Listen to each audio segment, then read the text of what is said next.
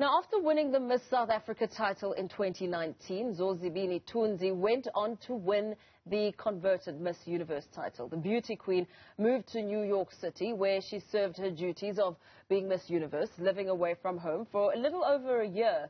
Zozibini has become the longest-serving Miss Universe after the scheduled pageant for the 2020 Miss Universe could not take place due to the pandemic. She will, on Monday, hand over her title to the new Miss Universe at a grand pageant in Miami, Florida. Her parents witnessed in awe as their daughter became a game changer in the Miss Universe history. Zozibini has been described by her family as has described her family, as her biggest supporters and motivation. As she prepares for her return home, we speak to her parents, Piliswa Natapu and Lungisa Tunzi, about how proud they are of their daughter and why they look forward to her coming home. And of course, they join me now, the parents of Zozibini Tunzi. Very good morning to you, Mama Notata. How are you? I hope that you are warm as, of course, we as a nation celebrate Zozibini Tunzi as an ambassador of change and inspiration here in South Africa. Let's talk about, Utata, I'll start with you. Let's talk about the significance of the day where her name was announced on stage as Miss South Africa before we even got to Miss Universe. Tell us about how that felt. It was indeed an amazing and incredible moment. You know, we were really not expecting that, but you know what? It was just a fulfillment of the so-called things that are impossible to us, are possible to God. So it was an incredible moment for the entire family and South Africa. Thank you so much. And let me turn to you, Ma.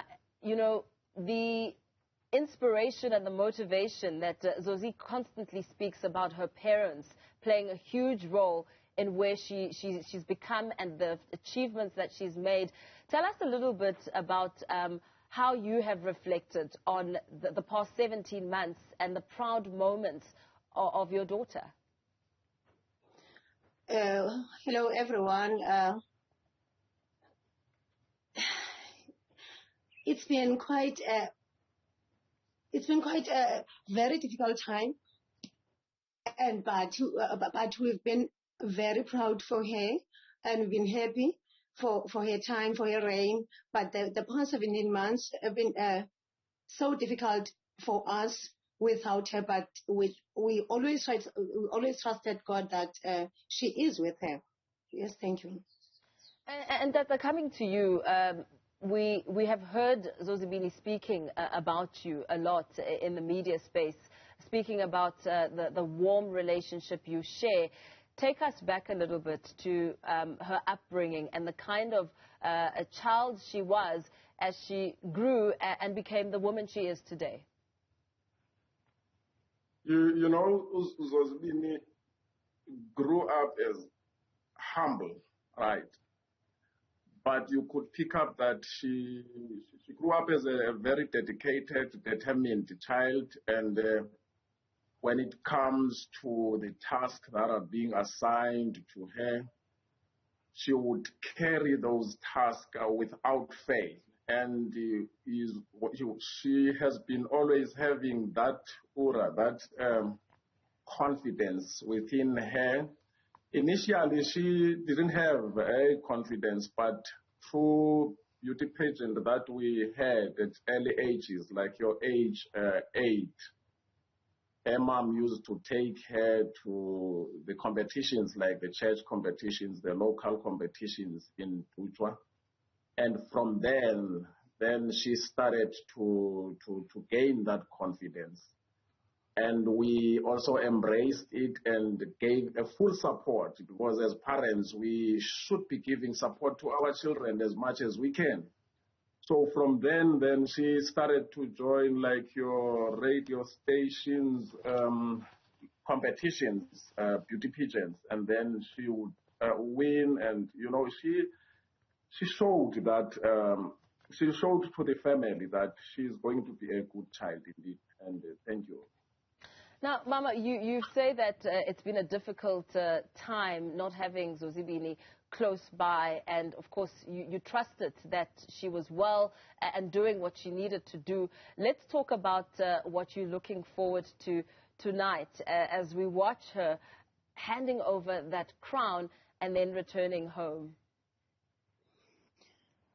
Knowing her, as her dad had said, she is a very incredible woman. She is very ambitious. I know she's going. We are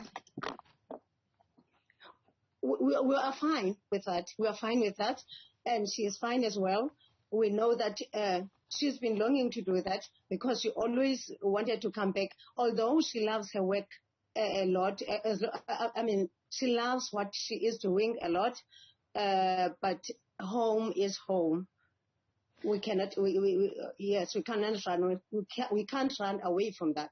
She always wanted to be home, and it's been a long time for her. As she has been she had the longest reign in the history of the Miss Universe. So I think it's going to be her proud moment to hand over to another woman. And now let's talk about how you're preparing for her homecoming. Any special meals that you'll be cooking? I mean, what is the preparation process as you look forward to this time? For now, it's a pity that I'm in the Eastern Cape. I don't think I will be there when she'll be coming home, but when we meet, we'll have umngqusho and beef stew. Are those some of her favorite meals? She loves a lot. Yes, it is the favorite meal that she loves a lot. Yeah. Tata, let me turn to you. You as a family, as well as friends, await Zozibini's return home. What are some of the first things that you'll be doing just as a welcoming? According to our plan, we are intending to take her home before she can perform any duties that are on her list. We are intending to take her home so that we still have not, we are not going to disclose as to what is it exactly that we are going to do, but she is going to go home and we're going to welcome her at home. Not a big event, but just to welcome her back home because, this reign of hers was a bit strenuous during the COVID-19. And thanking God for her life as well because she has been through a lot. The social media sometimes would come up questioning as to what has she done. And, we want to make her strong. We want to talk to her, to strengthen her, because it was really not her own making. It was beyond her control that she couldn't perhaps deliver in some of things that she wanted to do. But as a matter of fact, she must go home, and then we are going to talk to her, comfort her, so that she can start up with the plans in the list. And what are you most proud of her when it comes to her achievements? I mean, you speak about the challenges that she faced during her reign, but as you look back at her reign and her achievements, what stands out for you? You see, the interaction with prominent people like your Mlambo Ncuka, who is at the UN, pushing those gender-based violence programs, and the interaction with people the likes of Dr. Motsepe and other prominent people. That one makes us very proud, and we are at least being comforted that when he comes home, at least there will be something for her to push. There will be some programs that she's going to push. And I know one of them, because she was given a cattle by the king of Amampondo Mise, that we need to fetch from the king's place. Then when we were interacting, she was also talking about the farming. And I think that cow has given her as well some thought, a food for thought. There are so many programs that we're thinking of. It's not that one. Thank you. Mama, let me come to you. Zozibini Tunzi has really made tremendous strides when it comes to reaffirming the natural beauty and just being comfortable in your own skin to young girls across South Africa, across the world. How does that make you feel? I mean, I can see that you're also in natural hair, looking as gorgeous as ever. How does that make you feel to know that she's played a role in making sure that young black women are comfortable and happy to be natural, even on an international stage? I'm very proud of that, because it showed that all this beauty pageant is not about the skin color, is not about where you come from, is not about what race are you. It's all about who you are. Every child in the country or all over the world knew that you don't have to change yourself. You need to be yourself. You need to be who you are, because changing yourself won't do you. And you don't have to change yourself. You need to be who you are, what you are. You need to embrace where you come from. And even if you're coming from the very impoverished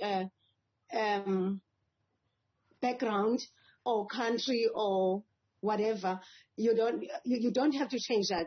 You have to believe. You have to believe yourself.